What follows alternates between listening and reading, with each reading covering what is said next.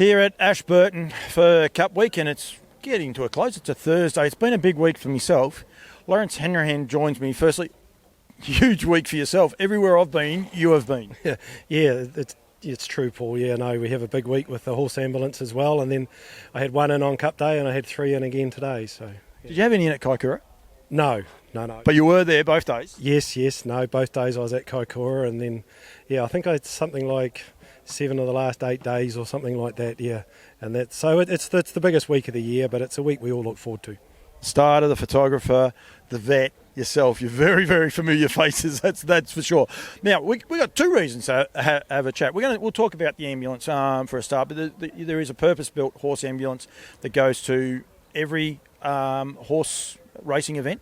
Yes, that's correct. About in 2016, it was put together by Bill Bishop and Peter Gillespie, two very recognised veterinarians in the country, and so it was up to Bill to raise the money, and it took about 5 years to get sort of going, and Peter was pretty much on the design side of it, and so they had to raise a lot of money, and there's national sponsors that have put in a lot of money, and there's regional sponsors for every region and everything like that. So I've got my regional sponsors, and Southland's got theirs, and the North Island, there's 6 of them in the North Island and 3 in the South Island, and I manage 2 of them down here from a district from Oamaru right up to the top of the west coast and right up to Marlborough and Nelson.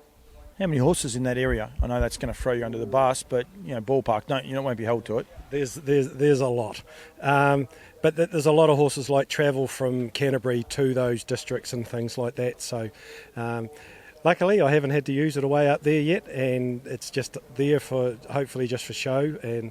But if it does come to the crunch that we have to use it, it's a lot better look than the old bucket and the front end loaders and the old tractor trays and things like that. So I mean we have an ambulance there for all the drivers and the humans and that sort of thing, and all the people on public and things like that. So why shouldn't we have one for our equine friends? I totally agree, and I think it's great. We don't have it in Australia, but I think it's great. And well done to everyone in New Zealand that's got behind it. As you said, there's a huge amount of sponsors. It's purpose-built. It's made to, one, easier, but also carry the horse in comfort, get them to the vets. It's not always doom and gloom when they go on the horse ambulance. It's about giving them every chance to recover and get back to the racetrack, get back to grazing, or enjoy their retirement. Yes, 100%, Paul. There's a lot of it. You can pick a horse up, the whole thing drops to the ground. You can just walk them on, and then you can just you lift it up, and then you take them to where they've got to be taken to. And then after surgery and things like that, once again, and you can go and pick them up, and then deliver them to where they going to get rehabbed, and so it had to be an equine welfare type of thing. So and they've pulled it off marvellous. Yeah, and it's very, very important. The other thing you do in your spare time, train 1 or 2 horses. And Millie, if you're watching this, he actually trains 10 horses. You've got 10 horses in work. I don't know how you find the time, but one must just be a labour, like something that you just really enjoy. Yeah, I've trained horses for a long time now, and I worked for a very good trainer years ago, Brian Saunders, and I've always been interested in ponies and that sort of thing right from the get-go. And I think the very first horse I ever drove bolted on me, and I went flying past the gate, and Dad said, hold it straight, but I just absolutely enjoyed it. Just give me a buzz. So I was back in the next day. So so I've been very lucky. I've had some good horses. Probably the best horse I ever had was New Age Man.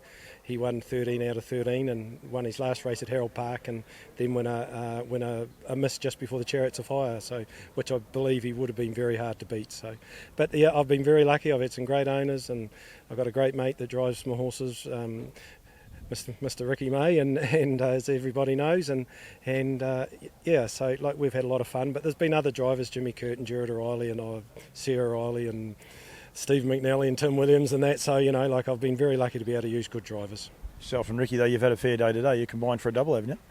No, Jared drove the first one. I've got to catch up with Jared in a minute, so that's all right. Yeah, no, he drove the first one for me, and Ricky drove the second one for me. So no, I've had a great day, a couple of wins and a nice fifth too, to be fair. Yeah, it's 3 runners, so 2 wins and a fifth. You train 10 horses. Where do you train them from? Just about 3 to 5 minutes away from here of the Ashburton Racecourse.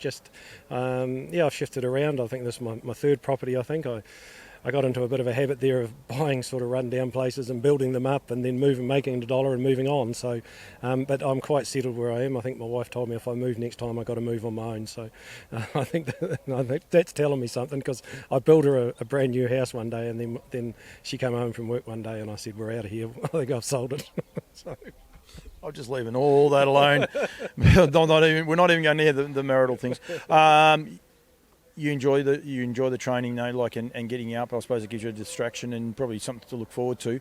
But logistically, it also must be so hard. You've got the ambulance here, you got your 3 horses here, so it must be a big team effort. Like you say there about the wife up and leaving, but I'm sure she does a fair bit behind the scenes. Yeah, absolutely. No, Justine's wonderful, and Graham, he gives me a hand. He comes out he's there every morning like clockwork, and I got the owner of Woodbine Rocks, Jeff Celt. He comes and he gives me a hand 3 days a week as well, and then Carl Norcris just lives up the road, and he's got a horse there too, so he comes down. So she's a good team effort, yeah.